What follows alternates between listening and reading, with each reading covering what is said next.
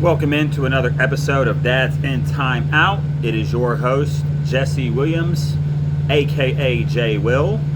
And today we're just going to be talking about the NBA Finals. We're going to be talking about some other topics that come to my head as we go along. Didn't do a whole lot of prep for this today just because, I got a 8-month-old son and a job, and I'm actually at my job. You could probably hear him unloading the truck in the background.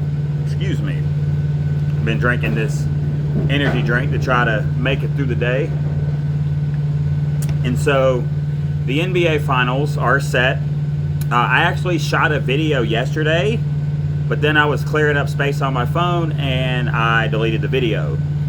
And I was eating ribs again and it wasn't potato salad this time. And in the last video, I did mention that I was eating coleslaw originally, but of course, as you figured out, it was potato salad. So, shout out to me for not knowing the difference between coleslaw and potato salad.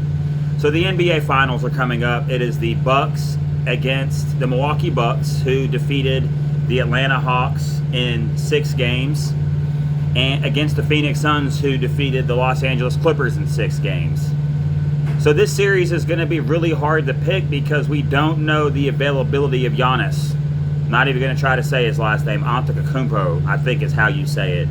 I know how to say it, I just don't pronounce it well. Don't even know the right usage of that word. So shout out to me for not being good at English. And so if Giannis was playing, either way, I would probably pick the Suns. And I'll tell you why. I trust the Suns in clutch situations much more than I trust the Bucks. I trust the judgment of Chris Paul and just the way that team plays. And let's be honest, I don't think, and you could say this on either side, if the Lakers are fully healthy in round 1, the Suns may not be here. But injuries are part of the game, just like I don't think that the Nets would not be in the NBA Finals if KD, Kyrie, and James Harden are fully healthy.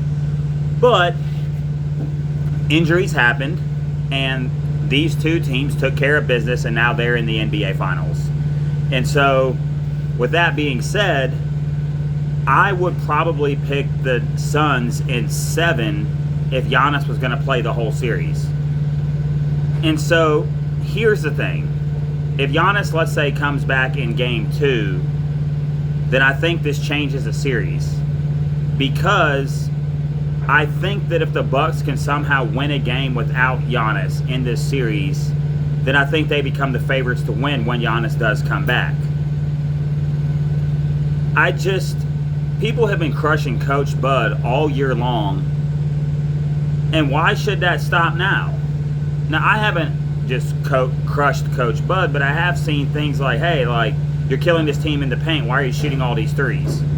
I don't think they have. Now, Chris Middleton played his butt off in Game 6, scored a bunch of points. I can't remember how many he scored, but I know he scored 23 in the 4th quarter.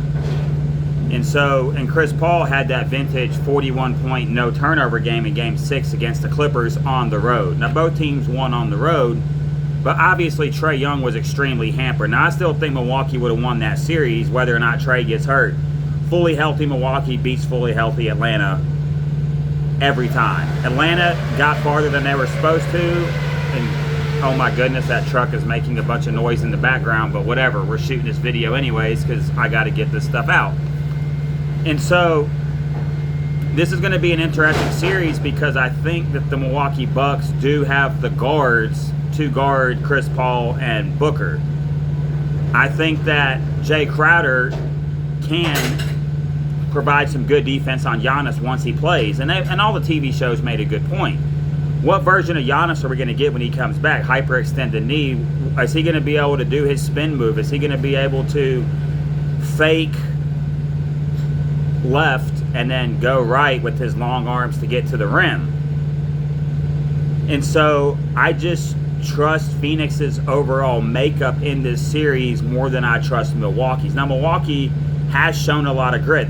They got beat by 50 in Game 2 of the semifinal series against the Nets, and they could have folded. And it took a Herculean effort from Kevin Durant to push that series forward. But the Bucks, I just don't know what you're going to get from their bench. Because I think Bobby Portis is going to be limited in this series, as will Brook Lopez by DeAndre Ayton and Mikal Bridges. I think that from a leadership perspective on the court, I give the edge to the Suns. Cameron Johnson and Cameron Payne, I think, are great options off their bench. Dario Saric, depending on the matchup, because they can hide him against PJ Tucker, who's not a great offensive threat, so he can give you quality minutes. Jay Crowder's three-point shooting is going to be very integral in this series. And so I'm going to pick the Suns in 6, but just know that it's just one of those things. If Giannis was out for the series, then I could make a definitive pick. But we don't know when he's going to come back, what version he's going to be. And so with that in doubt, I would love to pick Milwaukee to win the series, just because if you get Milwaukee's best version of themselves, I don't think the Suns have enough firepower to match up. But Devin Booker can go for 40. Chris Paul's gone for 40 in this playoffs.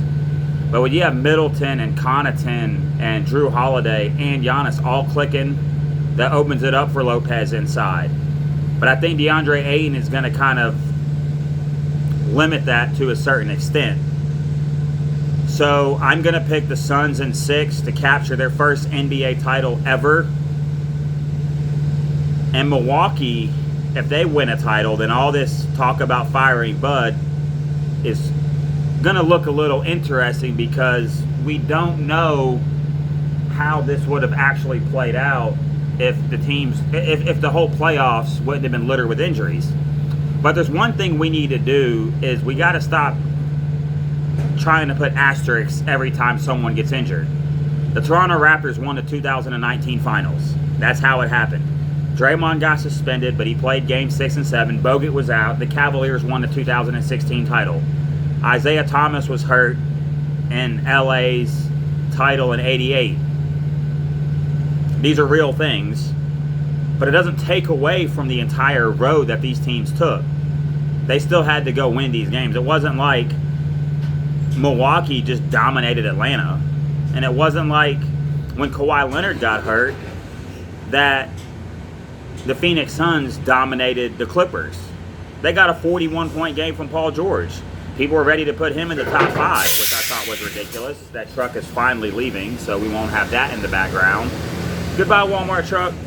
So yeah, I'm doing this at work, of course. So, I think it's going to be an interesting finals. And I was thinking about something today. I'm glad it's just popped back up in my head. This is going to be one of the least hyped NBA finals. And let me explain what I mean by that. So if you go back, we'll go back just to 1991. So 91, 92, 93, you had Michael Jordan in the finals. So Jordan winning his first, Jordan winning back-to-back, Jordan winning a three-peat. Then in 94, you could say, hey, that wasn't as hyped, even though the Knicks were going for their first title in decades. And then in 95, you had Shaq in his first finals against Hakeem, and the Rockets trying to repeat, which they did. Then, of course, 96, 97, 98, you have the Bulls. 99's interesting because San Antonio wins their first title, but the Knicks were the 8th seed that get to the NBA Finals in a shortened season because of the lockout or strike or whichever it was. And it was the first finals without Jordan. Then 2000, 2001, 2002, you have the Kobe Shaq Lakers. 2003 is probably one of the lesser hype because San Antonio was there, which is an exciting team because, you know, they play correct basketball, so they're not flashy. And they played the Nets. Even though the Nets had Jason Kidd and Richard Jefferson and Kenyon Martin, I think, was on that team. It wasn't a super hyped final, so you could throw that one in there. Then 04, you have the Lakers, who had gotten Gary Payton and Karl Malone, and they lost to the 04 Pistons. But that was probably a shocker, so that's a hyped finals. Then you go to 2006. No, you go to 2005, I'm sorry. 05 is another one of those. That's the boring Pistons against the boring Spurs, and all the games were won by double digits. And I think the home team won every game, went 7. Then in 06, you have the Mavericks and the Heat. So you have Shaq and D. Wade against Dirk Nowitzki, and then, of course, the free throw disparity over the last couple games, and Dwayne Wade goes to Michael Jordan's planet. But that was a very good NBA Finals, but I don't remember it being super hyped. There wasn't, like, a legacy there. Though it was Shaq's only championship without Kobe. 07, you have young LeBron against the Spurs, and, of course, they got swept. But it's LeBron in the finals. 08, you have Lakers Celtics. Kobe going for his first ring. The Celtics Big Three. The Celtics Big Three prevails. 2009, you have Kobe against Dwight Howard, but you have the Lakers going and getting their first title since the Showtime Lakers in '88. Then you have, in 2010, a rematch with Kobe against the Celtics, which goes 7. 2011, you have the Big Three melting down against the Mavericks. Very hyped finals. And in 2012, 13, 14, 15, 16, 17, 18, you have LeBron in the finals with the Heat and the Spurs and the Heat and Oklahoma City. And then you have the 4 that he goes to with the Cavaliers, all against the Warriors. And then in 2019, you have the Warriors going for a three-peat with Kevin Durant against Kawhi Leonard being a mercenary with the Raptors, who get their first NBA title.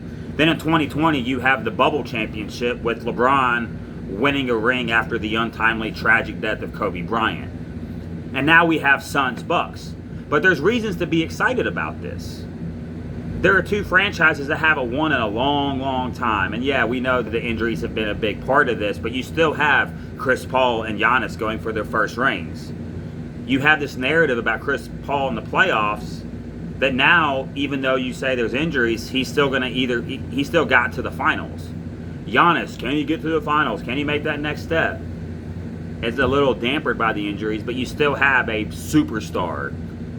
And you have a guy that was going to get fired after the second round now could win an NBA championship. And you can't fire him even though you know there's limits in his coaching ability. And then you have Monty Williams, one of the most liked coaches in the NBA, reunited with Chris Paul from their New Orleans days. They could win a championship. So it's all very interesting. Yesterday was the 4th of July, so happy late 4th of July to everybody out there. Sorry to my friends from Great Britain that I follow on some of the podcasts. I think we're all friends now. We helped y'all in World War I and World War II.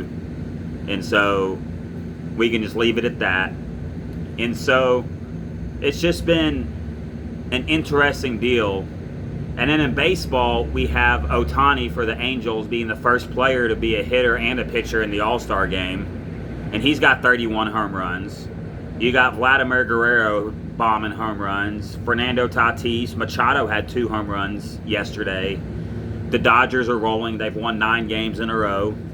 We're probably going to get 3 National League West teams in the playoffs if everything holds up.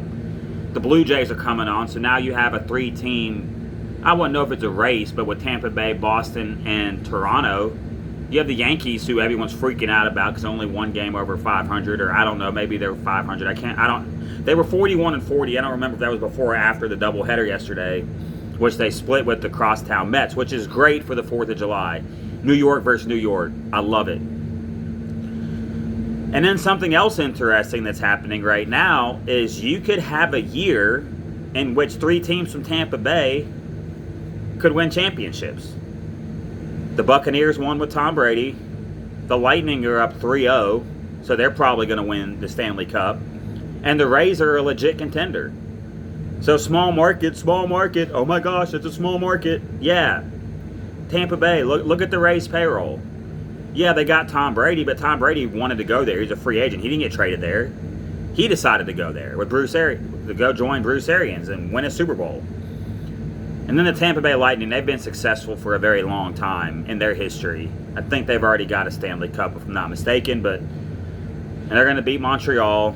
which I was really rooting for because, Canada with the COVID stuff, and hockey's a kind of Canadian sport, Canadian and Russian, and, American too, but there's a reason that we don't win the Olympics. Like Sidney Crosby from the Penguins is from Canada. Which is also interesting because there's a lot of NBA talent, and Canada did not qualify for the Olympics. And then we can also go to the comments about Luka saying he would rather win a gold medal than a championship. He was asked a question. I think he wants to win an NBA championship, but these dudes from other countries are so patriotic. Slovenia winning a gold medal in basketball would be like the biggest upset in sports history if they won it against the United States. The United States Olympic team is very interesting. You can say what you want about Kevin Love being on the team. I didn't agree with Jalen's comments, but I love Jalen, so it's just an interesting team without a lot of size. I don't know why Brooke Lopez or DeAndre Ayton aren't on this team. I think Ayton's not eligible. But anyways, it's been another episode of Dads in Timeout. Check me out at Twitter at JWillSportsGuy. Hit subscribe and view some of these videos. All right, guys. Peace.